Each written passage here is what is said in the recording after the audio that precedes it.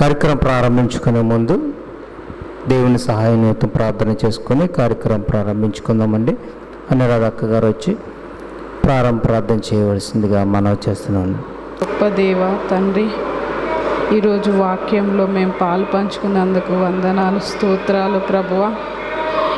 ఈడ నిలబడి మేము ప్రార్థన చేసేటప్పుడు విన్న వాక్యం తండ్రి మా హృదయంలో పెట్టుకొని మంచిగా వినేటట్టు మాకు బలాన్ని, శక్తిని ఇవ్వండి తండ్రి.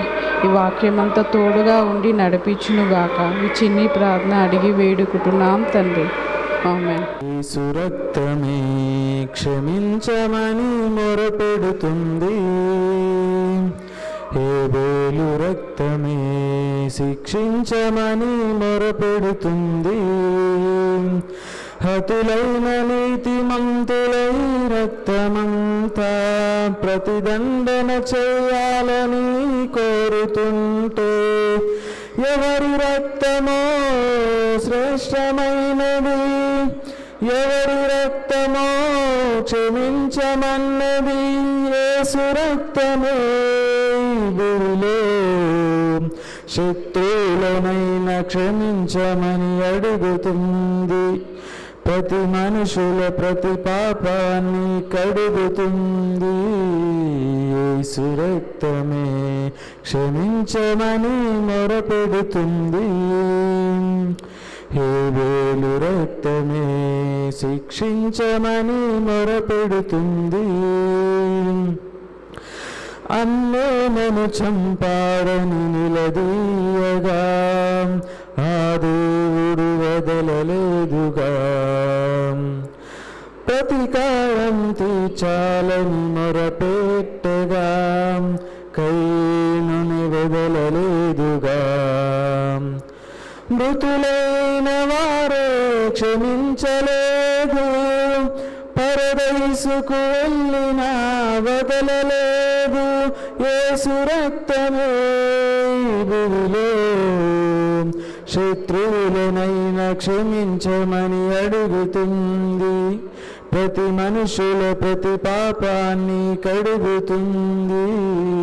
యేసు రక్తమే క్షమించమని మొరపెడుతుంది, హేబేలు రక్తమే శిక్షించమని.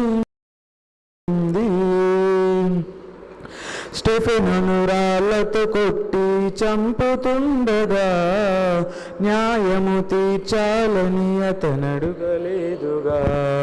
స్టెఫెనును చంపితే సౌలే సమ్మతించగా ఆ యేసే పిలిచి మరీ రక్షించెను.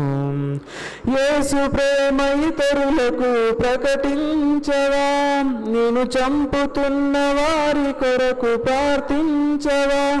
ఆ యేసును ఈరోజే నువ్వు నమ్మితే క్షమించమని యేసొకడే నేర్పుతాడు. అందుకు సర్వాధికారమిచ్చాడు.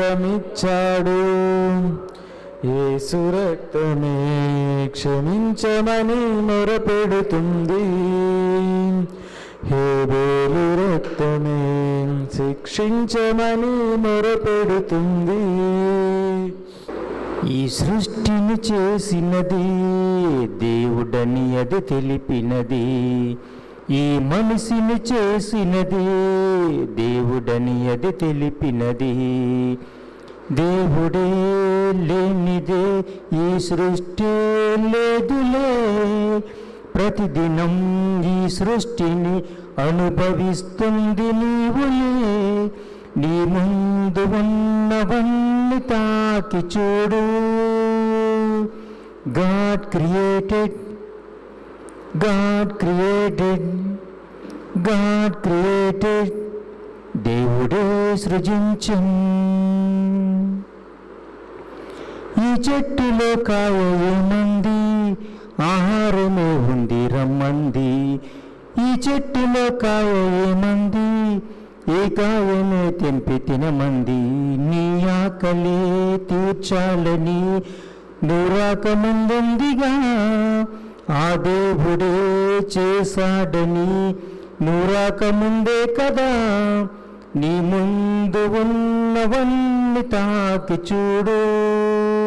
God created, God created, God created, దేవుడే సృజించన్. ఈ చెట్టులో కాయ ఏమంది, చేసింది దేవుడని చెప్పింది. ఈ పువ్వులో రంగు ఏమంది, చేసింది దేవుడని చెప్పింది. ఈ సృష్టిలో ఉన్నవన్నీయు ఇచ్చింది నీకే కదా.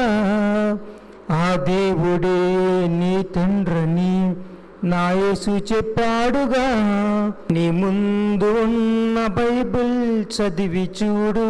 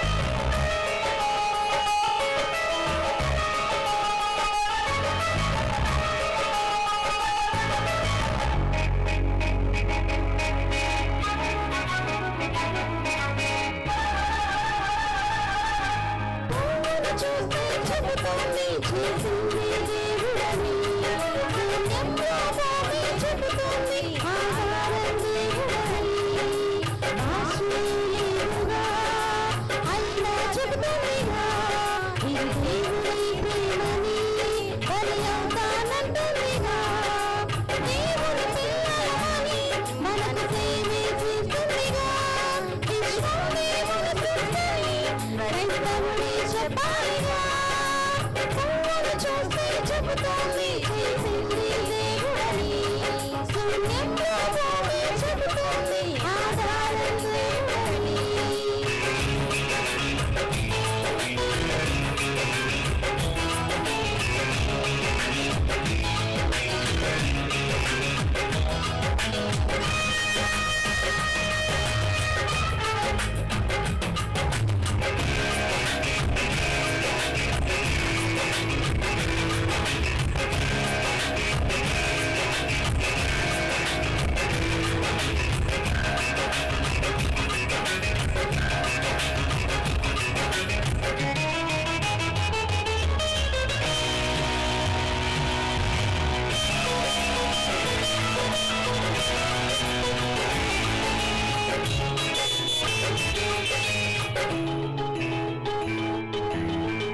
నీ తల్లి గర్భంలో నీ రూపమివ్వాలో నిర్ణయించాడు నీకు దేవుడే కదా స్త్రీ పురుషులలో నీ రూపమివ్వాలో నిర్ణయించాడు నీకు దేవుడే కదా ఎన్ని కాలాలు నువ్వు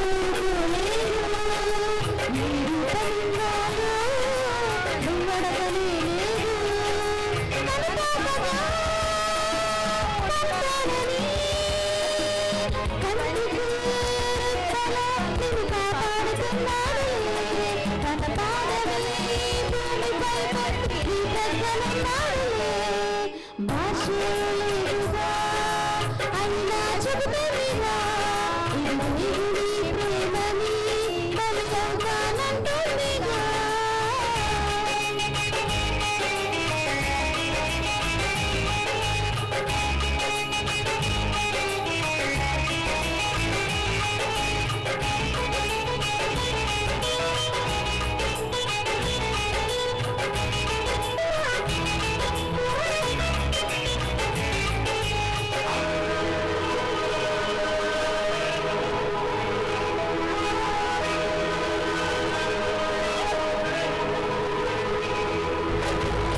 తను నిద్రపోకున్నా నువ్వు నిద్రపోకున్నా జీవితములు నీలాగే నిద్రపోవులే పక్షి ఎగురుతున్నా గింజలే తింటున్నా జంతువులు నీలాగే సుఖపడవులే నీలాంటి జీవితమే ఏ జీవితం లేదు నీలాంటి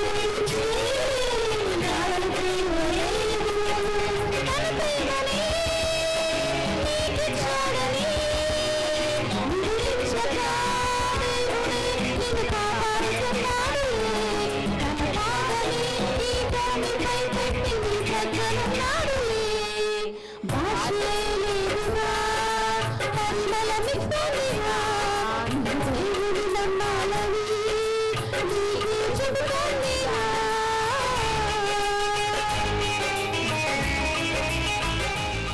ప్రియమైనటువంటి దేవుని పిల్లలందరికీ క్రీస్తు నామంలో మీకు శుభములు తెలియజేస్తున్నాను. ధర్మశాస్త్రం అంతటికి ప్రాముఖ్యమైన మాట ఒకటి ఉంది, మన అందరికీ తెలిసిన విషయం. గలతీయులకు రాసినటువంటి పత్రిక 14వ వచనం. ధర్మశాస్త్రం అంతయు నిన్ను వల్ల నీ పొరుగువానిని ప్రేమించుము అని ఒక్క మాటలో సంపూర్ణమై ఉన్నది. చాలండి. ఈ యొక్క మాటని మరి వివరించుకునే ముందు చిన్న ప్రార్థన చేసుకుందామండి. పరలోకమందున్న మా కన్న తండ్రి, మీ ఉన్నతమైన నామమునకు మీ ప్రియకుమారుడైన యేసుక్రీస్తు వారి నామములో వందనాలు కృతజ్ఞతలు చెల్లించుకుంటున్నాము నాయన. మా జీవితాల్లో మరొక పునరుత్థాన దినమును అనుగ్రహించి ఈ విధంగా సంఘముగా మేమందరము కూడుకొని మీ మాటలు ధ్యానించడానికి మరి మీరు మా కొరకు రాయించినటువంటి ఈ మాటల్లోని మాధుర్యాన్ని, సారాంశాన్ని మేము అర్థం చేసుకుని వాటి ప్రకారంగా బ్రతకడానికి మీరు ఇచ్చిన సమయాన్ని బట్టి వందనాలు తండ్రి. కొన్ని మాటలను ధ్యానిస్తుండగా మీ యొక్క ఆత్మ సహాయం దయచేయండి తండ్రి. కూడి వచ్చిన ప్రతి బిడ్డను జ్ఞాపకం చేసుకోండి తండ్రి. విని గ్రహించే మనసును అనుగ్రహించండి తండ్రి. ఈ కూడిక అంతట్లోనూ మీరే ఉండి మహిమ పొందండి తండ్రి. యేసుక్రీస్తు వారి పరిశుద్ధ నామములో ఈ ప్రార్థన మీకు సమర్పిస్తున్నాను తండ్రి. ఆమేన్. ఇక్కడ ధర్మశాస్త్రం అంతా నిన్ను వలె నీ పొరుగువాన్ని ప్రేమించుము అనే ఒక్క మాటలో సంపూర్ణమైనది అన్నాడు. పొరుగువాన్ని ప్రేమించడం అంటే మరి మాట మరి డైరెక్ట్గా మనం అర్థం చేసుకుంటే ఏంటంటే, ప్రేమించడం అంటే మనకున్నదంతా కూడా మరి మనకంటే లేని వాళ్ళకి మరి పంచిపెట్టాలి అని అర్థం చేసుకొని నేటి క్రైస్తవ సమాజం ప్రపంచవ్యాప్తంగా శరీర సంబంధంగా అర్థం చేసుకొని వారికి కావాల్సినటువంటి ఆహారము, శరీరానికి కావాల్సిన బట్టలు, మరి వారికి అనారోగ్యం వస్తేనేమో మందులు, ఫ్రీ మెడికల్ క్యాంప్స్, ఇలా మరి వాళ్ళకి ఫుడ్ పెట్టే కార్యక్రమాలు, అన్నదానం చేస్తే చాలా పుణ్యం కదా అని మరి సంఘంలోకి వెలుపట ఉన్నవారు కూడా ఇలా అర్థం చేసుకున్నారు. కానీ అసలు పొరుగువాడిని ప్రేమించడం అంటే ఏంటి అనేది బైబిల్ యొక్క సారాంశము మనం తెలుసుకుని అంటే మరి తెలుసుకోవాల్సిన అవసరం చాలా ఉందండి. కొరింథీయులకు రాసినటువంటి మొదటి పత్రిక 13వ అధ్యాయంలో పౌలు గారు రాసినటువంటి మాట, మరి గలతీ పత్రికలు కూడా పౌలు గారు రాశారు. అలాగే కొరింథీలో కూడా మరి ఒక మాట రాశారండి. మొదటి 13వ అధ్యాయము మొదటి 3 వచనాలండి.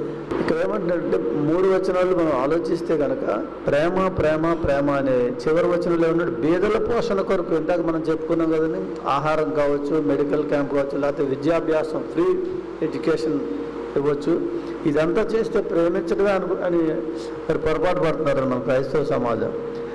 ఇది చేయడం మంచిదే, ఇది చేయకూడదని కాదు, కానీ చాలామంది చేస్తున్నారు. మాకందరికీ తెలుసు మదర్ తెరీసా మరి కుష్టి వ్యాధుల మధ్యలోకి వెళ్ళి ఆమె ఆరోగ్యం కూడా లెక్క చేయకుండా వెళ్ళి వాళ్ళ మధ్యలోకి వెళ్ళి చేసి మరి వాళ్ళని ఆరోగ్యవంతులుగా చేయడం అదే పుణ్యము, అదే నేను అది చేస్తే పరలోకి వెళ్ళిపోతానని ఆలోచించి ఆవిడ జీవితాన్ని త్యాగం చేసి మరి ఆవిడ మరణించేంత వరకు కూడా కుష్టి వ్యాధుల మధ్యలోనూ మరి ఆహారం లేని వాళ్ళకి ఆహారం పంచిపెట్టడం, ఇవన్నీ కార్యక్రమాలు చేశారు. అయితే పౌలు గారు ఏమంటున్నారు 3వ వచనంలో, బీదల కొరకు నా ఆస్తి మొత్తం ఇచ్చినా సరే ప్రేమ లేని వాడినైతే నేను వ్యర్థుడును అన్నాడు. అంటే ప్రేమ లేకపోవడం అంటే అక్కడ ఏదో ఒక మర్మం ఉందని మనం ఆలోచించాలి. అంటే ఇవన్నీ ఇస్తే సరిపోతుంది కదా, ప్రేమించినట్టే కదా అని రాయట్లేదు అక్కడ. కాల్చబడుటకు నా శరీరమును అప్పగించినను ప్రేమ లేని వాడినైతే నాకు ప్రయోజనమేమీ లేదు అని. అంటే ప్రేమ అంటే ఏంటంటే ప్రాముఖ్యమైనది. ఇవన్నీ చేయక ముందు మనం చేయవలసిన విషయం ఏంటంటే పరలోక సంబంధమైన సువార్తను మనం ప్రకటించాలి ముందు. అక్కడ ఏ సోషల్ వర్క్ అక్కడ చేయడానికి వెళ్ళిన స్వచ్ఛంద సేవా సంస్థలు వాళ్ళందరూ తెలుసుకోవాల్సిన ప్రాముఖ్యమైన విషయం ఏంటంటే ముందు దేవుని వాక్యాన్ని ప్రకటించాలి. దేవుని వాక్యం అంటే యేసుక్రీస్తు. ఈ వాక్యమే సత్యము, సత్యం అంటే యేసుక్రీస్తు కదా. యేసుక్రీస్తుని గురించిన మాటలు ప్రకటించి ఆయన మన పాపాల నిమిత్తం ఈ లోకానికి వచ్చి మనల్ని అందరినీ మరి భూలోకం నుంచి పరలోకానికి మరి చేర్చడానికి నేనే మార్గము, సత్యము, జీవము అని చెప్పారు. కాబట్టి ఆయన ద్వారానే మరి మనం అందరం దేవుడి దగ్గరికి వెళ్తాం. కాబట్టి యేసుక్రీస్తు మరణము, సమాధి, పునరుత్థానములు తెలియచేసే వాళ్ళకి ఇంకా మరి పరలోక సంబంధమైన విషయాలు అవన్నీ చెప్పి అప్పుడు మిగతా కార్యక్రమాలు చేయాలి. ఇవన్నీ చేస్తున్నారు కానీ అసలైన చేయట్లేదు. ప్రేమ లేని వాడినట్టే అది ప్రేమ అంటే. అసలు మనం ఏ విధంగా అయితే ప్రేమించుకుంటున్నామో పరలోకానికి చేరాలని ప్రతి ఆదివారం మనం ఇక్కడ కూడుకుంటున్నాము, బైబిల్ క్లాసుల్లో మరి అటెండ్ అవుతున్నాము, వాక్యం మరి ఒక్కొక్క అంశాన్ని మనం నేర్చుకుంటూ మరి వాక్యం ఎంతో మరి మహాసముద్రం లాంటిది. కాబట్టి ఇందులో ఎన్నో వందల అంశాలు ఉన్నాయి. అలా ఒక్కొక్క అంశాన్ని మనం నేర్చుకుంటున్నప్పుడు ఇదంతా ఇంత ప్రయాసం మనం ఎందుకు పడుతున్నామంటే పరలోకం చేరాలని మనం అందరం మరణించిన తర్వాత. కాబట్టి ఈ యొక్క పరలోక రాజ్య సువార్తను వాళ్ళకి తెలియచేసి అప్పుడు ఇది చెప్తేనే అది నిజమైన ప్రేమ అంటున్నాడు గ్రంథకర్త. మరి ఇంకొక మాటను మనం చూద్దామండి. రోమీయులకు రాసిన పత్రిక 13వ అధ్యాయం 8 నుంచి 10 వరకు చదివి వినిపించండి దయచేసి. ఒకరినొకడు ప్రేమించుట విషయంలో తప్ప మరేమీ ఎవనికి అచ్చి ఉండవద్దు. పొరుగువానిని ప్రేమించేవాడే ధర్మశాస్త్రము నెరవేర్చినవాడు. ఎలాగనగా వ్యభిచరింపవద్దు, నరహింస చేయవద్దు, దొంగిలవద్దు, ఆశింపవద్దు అనునవియు మరి ఏ ఆజ్ఞ అయినా ఉన్న ఎడల అదియు నిన్ను వలె నీ పొరుగువానిని ప్రేమింపవలెనని వాక్యములో సంక్షేపముగా ఇమిడి ఉన్నవి. 10వ వచనం కూడా, ప్రేమ పొరుగువానికి కీడు చేయదు గనుక ప్రేమ కలిగి ఉండుట ధర్మశాస్త్రమును నెరవేర్చుటయే.